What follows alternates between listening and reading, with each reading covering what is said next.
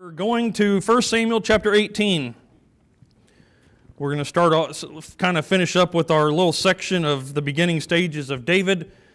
On Sunday night, we covered David and Goliath, how we see that God used David in many ways, and not only that, but how David had the faith that we must have, that he shows us to have, knowing how God delivered him and how God has delivered us. He can deliver us the same way, and we need to have that same attitude. If God can help me then, He can help me now. But most of all, if it's in God's will, He will help me. One thing that David had that reminded him of everything that's going on, he was anointed king, and he had not been king yet. So therefore, if he was going to face Goliath, I don't know if this was really in his mind very much, but knowing what we know, if he was going to face Goliath, he had to live through it because he had to be king. So anyway, here we are, chapter 18, starting in verse 1. And it came to pass, when he had made an end of speaking unto Saul, that the soul of Jonathan was knit with the soul of David, and Jonathan loved him as his own soul. Now, hopefully you have, if you have heard anyone speak about this specific verse, hopefully you know that they can take it out of context, and I will get down to that here in a little bit. Verse 2, And Saul took him that day, and would let him go no more home to his father's house. Then Jonathan and David made a covenant, because he loved him as his own soul. And Jonathan stripped himself of the robe that was upon him, and gave it to David, and his garments, even to his sword, and to his bow, and to his girdle. We see here a relationship, a friendship between Jonathan and David. Again, some people can take it out of context and look at it and try to pervert it, especially in our world today, saying that this was a clear, basically, I'm just going to say it, some people say that this is a clear identification of homosexuality in the Bible. If you read it that way, you are taking the Bible out of context, especially if you just are reading it that way.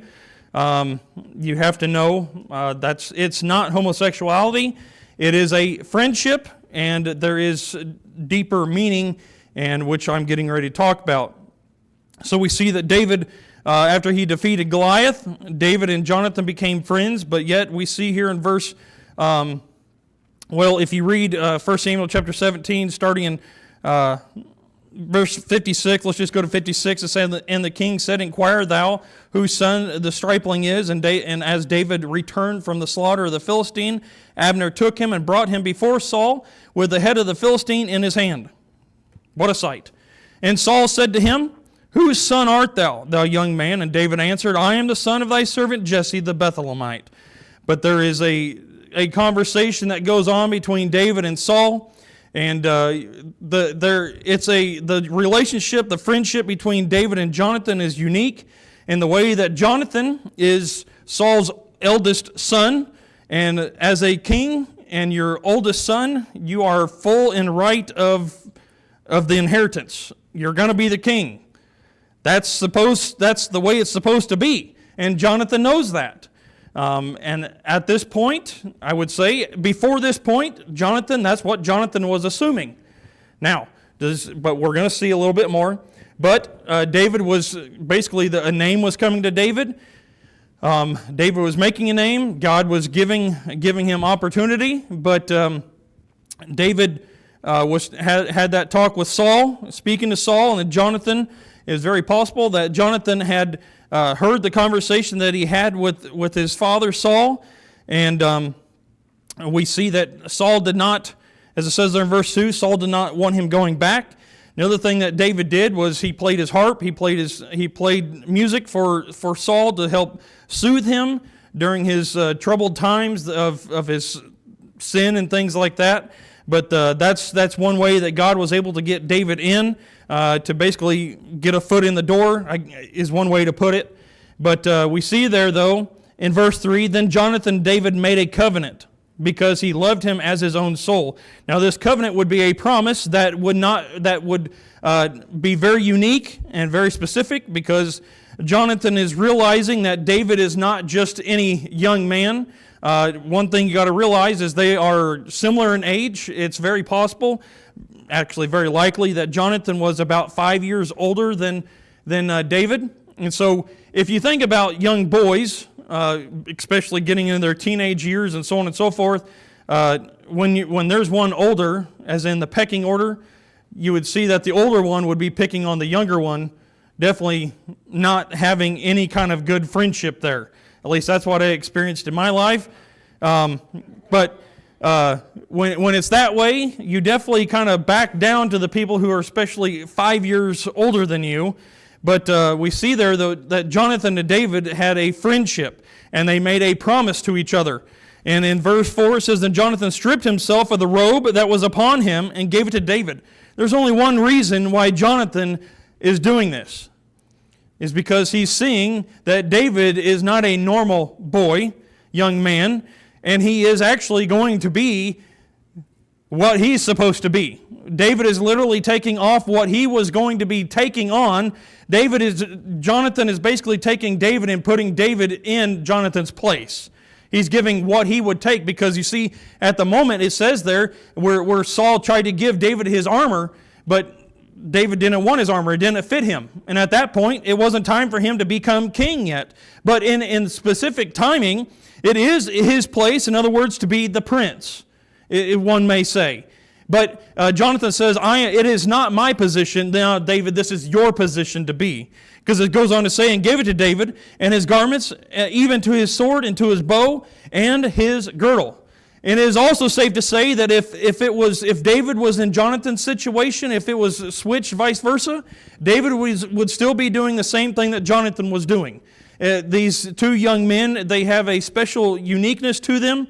They're special. The Lord uses this relationship in a special way. But in no way is it anything perverted. It is all in friendship. It is all in what God had put in place. This is a way of God signifying that Jonathan is handing over everything that he was supposed to be having in rightly his. But again, Saul was Israel's king. It wasn't God's choice of Israel as king. David is God's choice of Israel's king. Hopefully you understand that the misconfusion there, or the confusion with that. And another thing is Jonathan should be jealous of David. But that's not the case. We're going to see the immaturity in someone else. In verse 5, "And David went out whithersoever Saul sent him, and behaved himself wisely. And Saul set him over the men of war, and he was accepted in the sight of all the people, and also in the sight of Saul's servants." Not by accident. That is exactly how God wanted it. I guess you would say it would be safe to assume that once you spend years dealing with sheep, you start realizing maybe there's some significance in learning how to deal with sheep and how to deal with people. Just saying. Anyway, verse 6. "And it came to pass as they came, when David was returned from the slaughter of the Philistine, that the women came out of all the cities of Israel, singing and dancing, to meet King Saul with tabrets and with joy and instruments of music. And the women answered in another as they played, and said, Saul hath slain his thousands." If they would have just stopped there. "And David his 10,000s. There's the knife in the heart and twisted. How dare you sing that about this young man? Saul knows that there is something special about David, but yet how dare you put him above the king? After all, Saul is the king, not David, in his eyes. And the people view Saul as a king, not David, but shows you how, the significance and how God chooses people compared to how people choose people. God chose David for a specific reason. The people are going to follow David, and they're going to end up thinking Saul's nuts. But what they forget is Saul is the one who they chose. There's a specific reason why you need to follow what God wants. Verse 8, and Saul was very wroth, and saying, displeased him. And he said, they have ascribed unto David 10,000s, and to me they have ascribed but thousands. And what can he have more but the kingdom? And Saul eyed David from that day and forward. In other words, he was jealous of him. And it came to pass on the morrow that the evil spirit from God came upon Saul. And he prophesied in the midst of the house, and David played with his hand as at other times, and there was a javelin in Saul's hand. You see, Saul was very skilled at throwing javelin. He was very skilled at killing people. He was not just people chose him for a reason to be king. He wasn't yes, he was kind of a coward at times, but yet when it came to throwing a javelin or to killing people, he knew what to do. So did David. David killed a giant. Nowhere does it say Saul did. But Saul knew exactly how to throw a javelin. Verse 11. And Saul cast the javelin, for he said, I will smite David even to the wall with it. And David avoided out of his presence twice. You fooled me once, shame on you. You fooled me twice, I can't remember. But anyway, yes, shame on you, whatever. Anyway, you'd think David would say, I ain't going to go back in that room with that guy. But this is what God had called him to do. No matter what, he's going to do what God called him to do. But Saul was very jealous of him to the fact where he was going to kill him. Not only that, but you would think a man who can kill another man from when they would throw a javelin, it was with a good distance. I don't know how far they could throw a javelin, but I've seen videos, so I know a lot about it. But they would throw it and, say 15, 20 feet, they can hit their target. And I would say that if David was in Saul's room, he could have easily hit him and nailed him to the wall, javelined him to the wall. But for some odd reason, he missed. I wonder why that is. Well, it was by no coincidence. It was because possibly it was going right to his heart, but God said nope and pushed it out of the way. As with a simple stone, it's amazing what God can do with man's tools.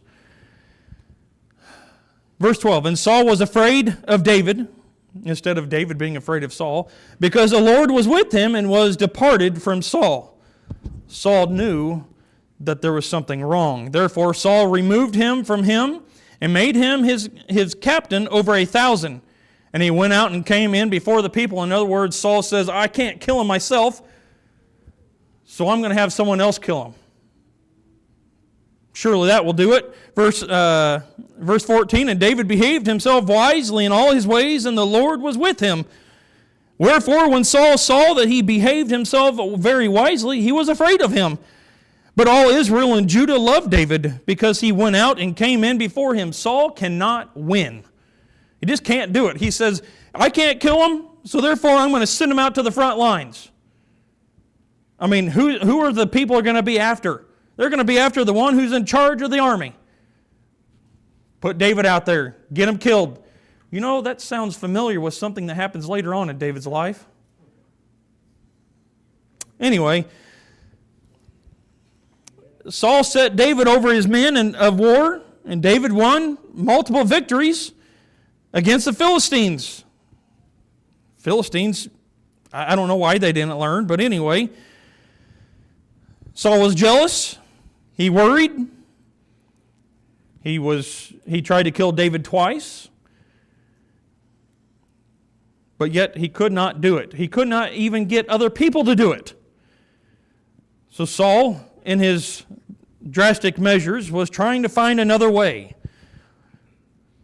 It's amazing what happens whenever you are in the will of the Lord and when you're not in the will of the Lord. You see two differences here. The presence of the Lord was without Saul, and the presence of the Lord was with David.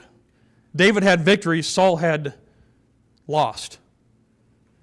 Verse 17, and Saul said to David, Behold my elder daughter Merab. Her will I give thee of wife, only be thou valiant for me, and fight the Lord's battles. For Saul said, Let not mine hand be upon him, but let the hand of the Philistines be upon him. After all, after he killed Goliath, he was supposed to have one of Saul's daughters anyway to wife. Good. Verse 18. And David said unto Saul, Who am I? And what is my life or my father's family in Israel that I should be son-in-law to the king? But it came to pass at the time when Merab Saul's daughter should have been given to David, that she was given unto Adriel, the Helohite, to wife. And Michal, Saul's daughter, loved David. And they told Saul, and the thing pleased him. Well, I can't give him my oldest, so let's try another one, because I've got a plan. Verse 21, and Saul said, I will give him her, that she may be a snare to him, and that the hand of the Philistines may be against him. Wherefore Saul said to David, Thou shalt this day be my son-in-law in the one of the twain, that she may be a snare to him. I wonder how many other father-in-laws think about that anyway.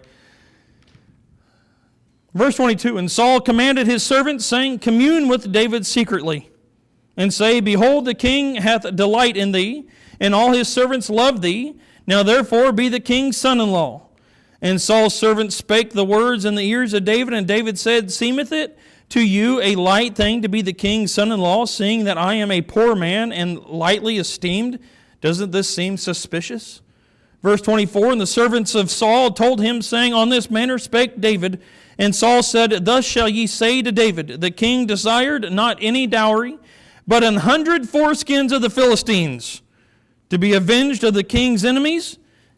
But Saul thought to make David fall by the hand of the Philistines. Here it is. I'm going to use my daughter and say, if you want my daughter, if you want to be part of my family, this is what I'm going to ask. You bring me 100 foreskins of the Philistines. Getting a little personal, but very specific. Well, verse 26, and when his servant told David these words, it pleased David well to be the king's son-in-law, and the days were not expired. Wherefore David arose and went, he and his men, and slew of the Philistines 200 men. And David brought their foreskins, and they gave them in full tale to the king, that he might be the king's son-in-law. And Saul gave him Michal, his daughter, to wife. Man, that just fell flat on his face. I only wanted 100, David. You brought me 200. What can I do? Thank you. I don't know what you're going to do with all of those. But anyway, verse 28, by the way, obviously he was hoping he was going to die. You just can't kill him. Verse 28, and Saul saw and knew that the Lord was with David, and that Michal, Saul's daughter, loved him. And Saul was yet the more afraid of David, and Saul became David's enemy continually. Then the prince of the Philistines went forth, and it came to pass, after they went forth, that David behaved himself more wisely than all the servants of Saul, so that his name was much set by.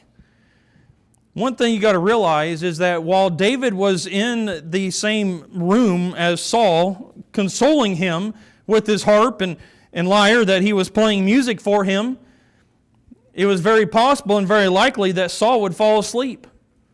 You know how easy it would have been for the giant slayer to kill King Saul? You see the maturity in David. You see how he was following what God had told him. It wasn't yet his time. It would have been very easy for him to just slit his throat in no time. What a story that would have been. But it's not what God wanted, and it's not for that. So again, we see the maturity of David and how God chose, God's choosing against man's choosing. A few things that we can learn. Saul tried and failed several times to kill David, but he was fighting against a man who had God as his ally. Do not fight against someone who has God as his ally. You will lose. What happens whenever people fight against God's people? They think they can get the upper hand, but yet they fail. You can't fight against God and win. You can't fight against him.